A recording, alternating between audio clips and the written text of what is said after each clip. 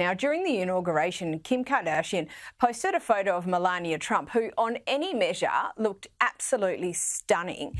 Apparently, Kim went on to lose 150,000 followers. Kim Kardashian posting Melania Trump was not on my bingo card for 2025. People acting As we know, when it comes to the Kardashians and Jenner, they are not. Honestly. Why are you still buying skins?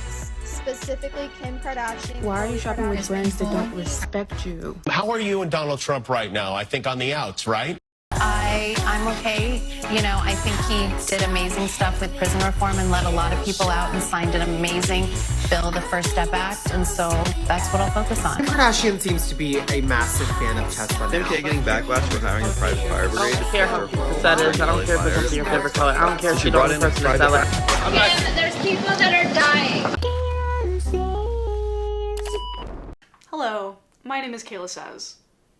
Welcome to the internet where nothing is funny anymore and we live in hell. Today we are back with another installment of my series, How the Internet Fell Out of Love, and today, if you haven't already guessed by the intro, we are talking about one Miss Kim Kardashian. Now I know what you're thinking. I can already hear your little fingers typing in the comments. Kayla, was the internet ever in love with Kim Kardashian? And the answer is complicated, but I think you'll understand my choice here once we get into it and break it all down. And I have a guest helping me break all of this down today, who I'm so excited about. Their name is KHADIJA and Bo. If you watch me, you probably watch KHADIJA, and if you don't watch KHADIJA, you definitely need to go subscribe to their channel right now. I have been such a huge fan of them for such a long time, and I am so excited that they joined me today for this video. So once again, their information is in the description down below. We really gotta talk about Ray J and Brandy and the Norwood family if we're gonna talk about the Kardashians. The Norwood family and the Hiltons, because those are the two families that really helped her get her come up. And Kim Kardashian specifically. And after that, she brought the whole family with her. Bruce Jenner, at the time Bruce Jenner, was an Olympic athlete, was on the box of Wheaties, was very popular, and when him and Kris met, they got together, they had two other kids, the two Jenners, Kylie and Kendall. This is where you start to see Kris's manager part, because it's three families and her manager. It's two families and her manager. Right. The Norwoods, the Hiltons, and Kris Jenner. But Kris Jenner was working with, at the time, Bruce Jenner, Caitlyn Jenner, to get them speaking arrangements, to get her all up in the gig. She was traveling around the country. She was doing infomercials. Kris really stepped into her manager bag at that time. So then you have everything teed up for Kim. And something that I will always respect about Kim, because I respect honesty sometimes, to an extent, is that she has always maintained she wanted to be famous. She has always said that. So everything I need to know about her stems from her saying that. She's always said that. Early 2000s, Kim starts getting this rise after her sex tape comes out, because it's also kind of in that same time where video vixens were really popular. And so Kim is like a white girl, but she's with this black dude, and she is in this sex tape video, and it's like, oh, Paris Hilton has one, but also so does Kim, but Kim's is a little saucier because she has an ass. And that became her thing. For years, it was about Kim's booty. She got a reality TV show because of that booty. And I'm not shaming it. I'm just saying this because the public is partially to blame. If we're not entertained by it, it's not going to get put out. So she starts getting that rise. Her whole family, the whole country's keeping up the Kardashian. Ryan Seacrest is probably super happy because he's getting all the money in the world. The ratings are through the roof. And she just starts inserting herself in whatever the culture is at that time. So hip hop was already in the 90s, already becoming more popular, but especially the late 90s, early 2000s, the video vixen era, the huge budgets for music videos, the Hype Williams music video era, like it was wild. And that popularity started to seep into the main culture, especially this sort of hip hop likes capitalism and we're gonna ride for that. So they're like, sure, yes, this is a message we can get behind. Let's do it. Here she is. She's popular. She's got her own show. And now she's embedded herself in Black culture. So yes, a characteristic of a Kardashian and or Kardashian influencer archetype is the ability to usurp and appropriate various identities in order to maintain relevancy. Kind of like a succubus, but for clout. And so we definitely have to have a conversation about the Kardashians' tendency to lean into appropriation, specifically the appropriation of Black culture. You know, it's interesting because as I've gotten older and thought about them more, or less, but like at the few times, I've felt more like it's appropriating and it is nefarious, but it's also very like, they're just doing what they can to be famous. So if Black men are the hype, they will date them. And now they are not, so they will go elsewhere, to a Timothy Chalamet, to a Pete Davidson, to, you know, like they will go elsewhere. She has this racial mutability where she can, and a lot of people do, when not just like being biracial mixed with different races, but like if you just have ethnically quote unquote ambiguous features, people can't place you, you can kind of dip into wherever. I can't dip into wherever unless I'm talking about where how my voice sounds. Maybe I can code switch, whatever, but I can't. My face is my face. I look how I look. I can't pretend to be other people, but a lot of other people can and will use that to cash in on a cool cachet. Like if your whole brand and product is your outward, your aesthetic, it doesn't matter to tweak it, to tuck it, flip it, do whatever, color it, dye it, all the things, because you're going to do whatever you need to. Your aesthetic is your job. And if being famous is the thing you care about the most, and it's something you've always wanted to be, you will do whatever it takes, and you will justify it to yourself to maintain that. One thing I want to point out here at this point in the timeline is that Kim Kardashian was considered a bit tacky until she wasn't. And a large part of that is due in part to her relationship with Kanye West, which started in 2012. Kanye significantly impacted the influence of Kim Kardashian and the rest of her family in high fashion spaces by dressing them. Those slick, sort of highly sexualized monochrome outfits were all him, and it played a huge role in the Kardashian brand being taken more seriously in terms of their business and in the face of modern day fashion and influencing. She was dating around and doing all that. They met, and I think he had a crush on her for a long time, but like Kanye was quite popular then, but I don't think he could give her what other rappers or other celebrities couldn't give her. But then he started getting more into fashion. He started getting more into that world, and he could get her more of those opportunities. It's not to say that they wouldn't have ever been in love or anything like that. I don't know their business, but I'm just saying, optics wise, if you've always shown yourself as an opportunist, this is what it is. When she wrote that letter and Chris congratulated her on her realizing that she was raising biracial sons, I was like,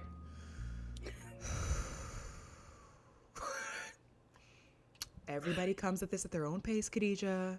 Be understanding. Now that we've established how the Kardashians have become so good at blending into the zeitgeist, we have to dive a little bit deeper into what I like to call the Kim Kardashian likability complex. Because here's the thing, and I'm sure so many people are going to point this out in my comments, that, you know, as a collective, the internet never fully loved Kim Kardashian, because there's different groups who have had different reactions to her over different points in time. A lot of times people like to point out the fact that she got famous for not having a talent, or the sex tape, or the fact that the whole family is just kind of rich and vapid and a little bit annoying. But I think there was a period of time there in like the 2014 to 2020 range where the likability factor for Kim was a little bit more up than normal, and part of that is because I think she started to appear a bit as more in on the joke, and that endeared people to her. Also, I think, and I'm not saying that this was necessarily a bad thing, that at this point in time, there was sort of a cultural reevaluation of how mean we were to women in the public eye in the 2000s and early 2010s. And because Kim was such a big part of that early 2000s tabloid culture, I think she got that benefit in a lot of ways, you know?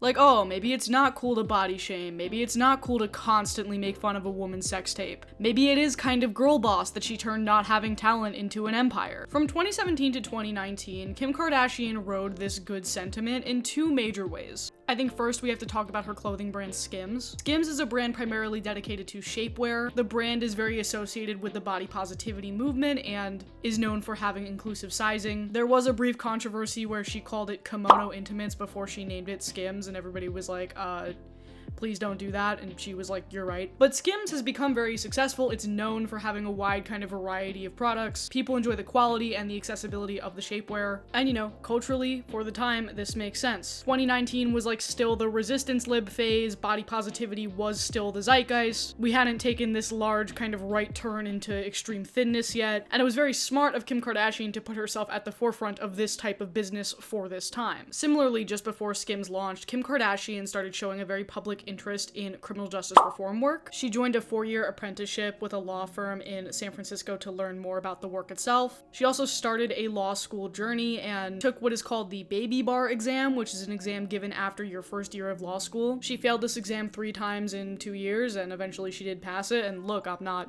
hating or anything. I don't think I could pass the baby bar exam. Upon recording that last bit, Brian yelled from the other room that he thinks I could pass the baby bar exam, which is interesting considering that I don't know how to read. You don't.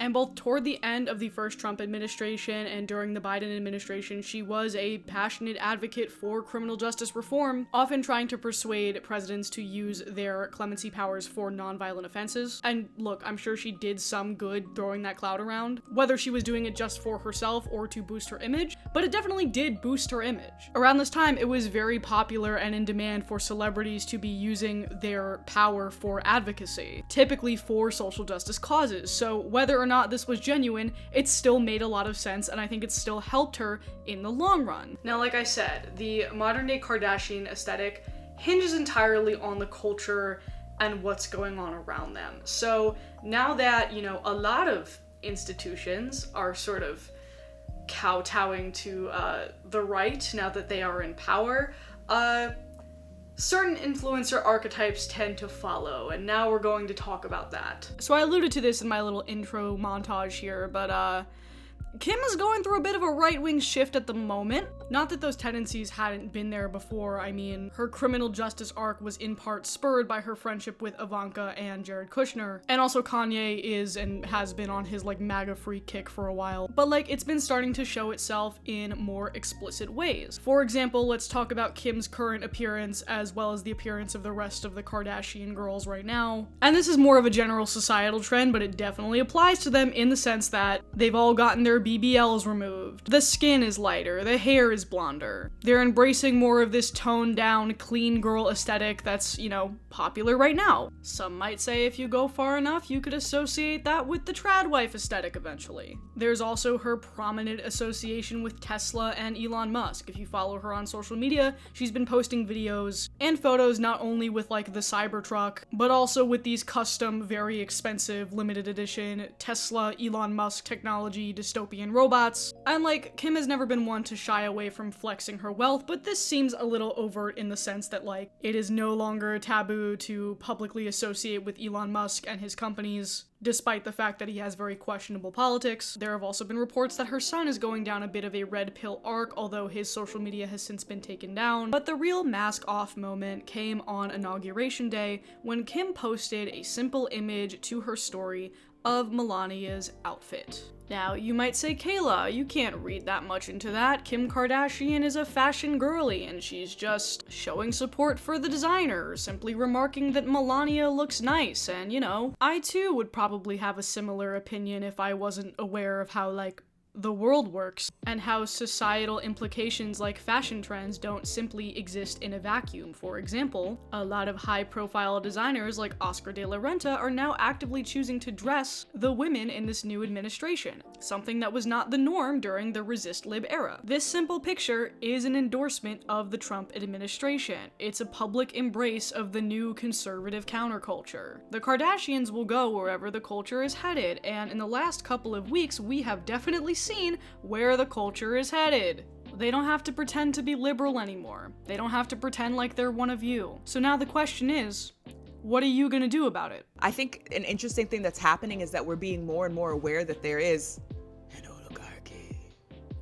And so there's this fracturing of power and where that lies and where public opinion lies. And it's so interesting to see over the last few years how celebrities have become more I know some people don't like the word tone deaf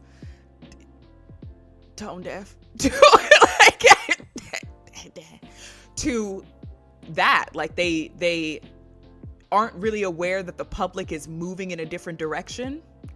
And not all of them, but some of them.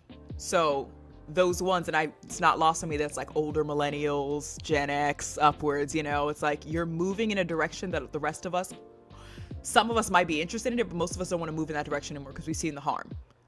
But you're aligning yourself with people like Elon Musk and Trump and all these tech billionaires because you're following the money and the wealth and the power, but it's because you don't need the people anymore, maybe, She needed these people to raise her up. She needed people to be fans. She needed whatever. Now she aligns herself with those people. She doesn't need that. And if we are to believe the way Hollywood can sometimes work, if you're a woman of a certain class, age, look, you can just be a nice kept woman. You can be a kept woman that people are paying. So Kim Kardashian is not above being a kept woman. And I'm not saying that to downplay her. I do sex work adjacent shit. I'm not downplaying anybody doing that. I'm just saying she could be a kept woman. Not saying she is, but she could be. Plenty of people, she could charge a lot more than most people. Now, perhaps I was being a bit facetious before. Maybe you're not gonna do anything. A lot of us feel very powerless to do anything right now. Maybe this doesn't matter to you. Maybe you'll still buy her products and watch her silly little shows and follow her on social media.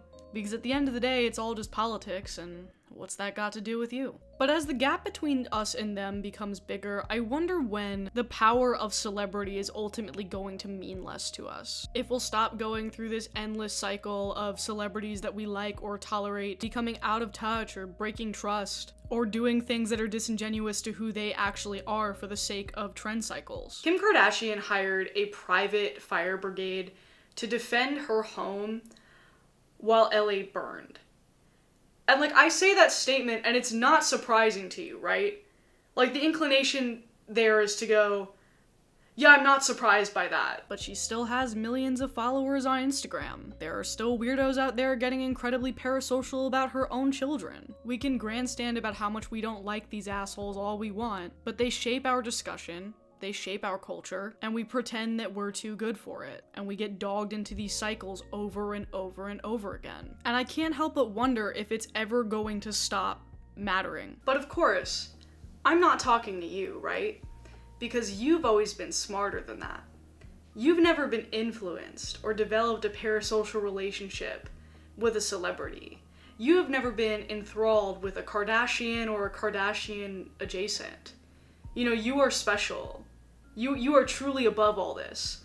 And I just wanted to stop the video for a sec to let you know how special you are and how truly you have risen above the rest of us sheep. And I wanted to just give you a little special treat here, just for you.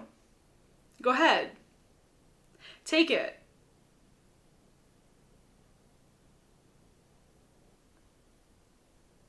That I've been seeing with a lot of these celebrities and these influencers who after Trump got in office again, it's alt-right Republicans, these young it's the new counterculture, it's the new edgy thing to be a part of, and it's the new it's the new zeitgeist, it's the new cool thing, and it's I think about, because we could be going in that direction forever. It could swing back to where a more kind of progressive aesthetic is in, and it's what do these celebrities do after that? That's the fun part, right? Do they go back to that?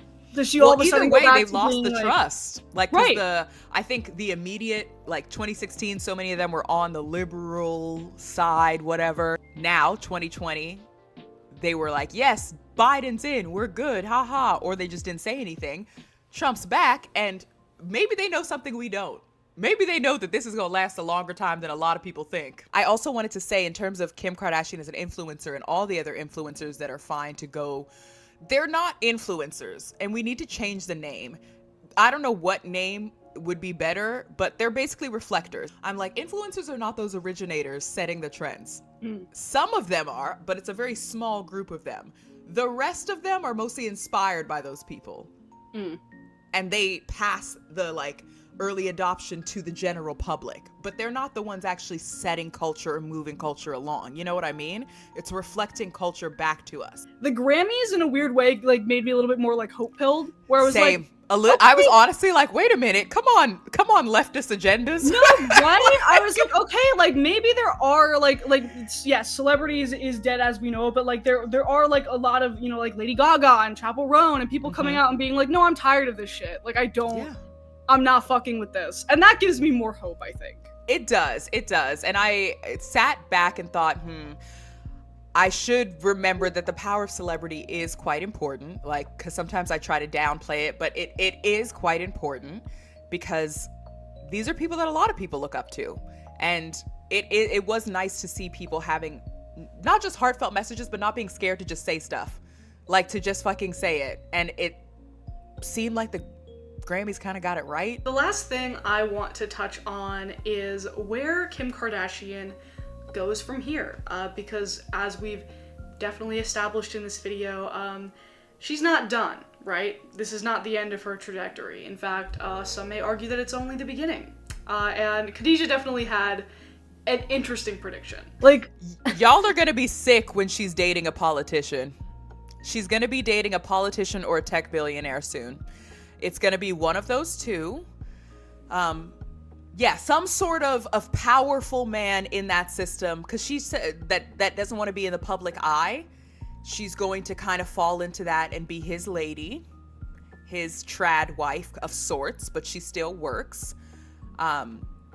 She's going to give you the right of center, right? Like, she's not going to, I don't think she would go full right, at least not in the next few years. Maybe later on, but at least right now, I don't think she would. But she's definitely showing you the right of center, at least. And she's going to find religion. That's a toss-up one. It could, because they're always religious. People in Hollywood are all religious. They thank God all the time. But really religious, you can be forgiven for all of your sins once you go to God.